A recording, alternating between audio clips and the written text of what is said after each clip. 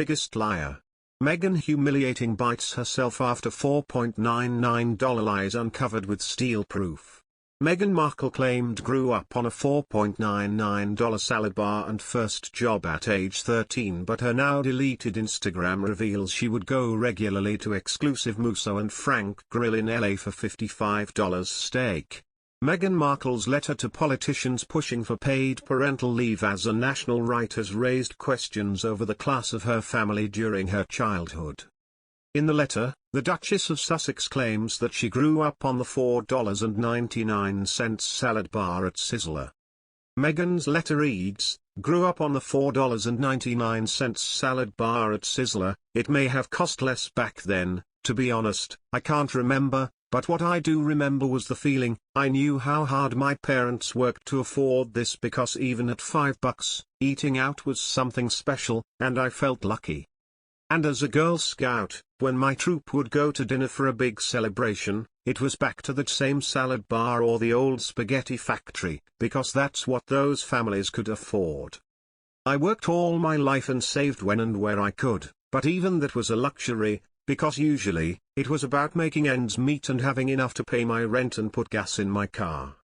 I waited tables, babysat, and piecemeal jobs together to cover odds and ends." However, it has emerged that she would previously brag on her now deleted Instagram account that she and her estranged father, Thomas Markle, would regularly take her to get $55 steaks at a famous LA restaurant, reports. The post from 2013 reveals that the Duchess told her 3 million followers of Happy Times regularly eating at Musso and Frank Grill on Hollywood Boulevard, as she wrote, "I used to have lunch with my dad here after every tap and ballet class. Happy. Thank you. More please #Mussos #Hollywood." The post has now caused speculation as one critic said, she has receipts all over her Instagram contradicting her poverty letter. Another added, she went to one of the most expensive schools in Los Angeles, but they couldn't afford to spend more than $5 on a weekend dinner. I mean, during this time, Thomas was working on a hit TV show and had won an Emmy. WTH is she talking about? Royal experts have already questioned whether her account of how she struggled will be taken seriously after her estranged father put her through private school from kindergarten. Meghan Markle now lives in a $14 million LA mansion and has a $100 million fortune. A spokesman for Meghan told Euronews that she cares deeply about advocating for families in the US and around the world and had joined teams with 3 campaign organizations on the issue. Meghan Markle and Prince Harry have been accused of chipping away at the power of the British monarchy every time they sign a new deal or enter the political sphere. Host Christophe has accused Meghan Markle of chipping away at the heart of the British monarchy. This comes as the Duchess of Sussex made her most direct intervention in US politics yet this week. She wrote a 1,000-word letter to leaders in the US Congress urging them not to compromise on plans to extend paid family leave.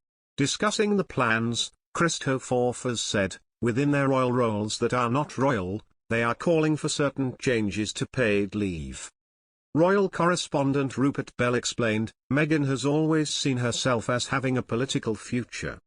It would not be right for Harry to be telling the Americans about how to live their life, but Meghan definitely wants to dip her toe in political waters. And this is her first shot. What she is actually asking for is quite right. The US paid leave laws are far behind other countries.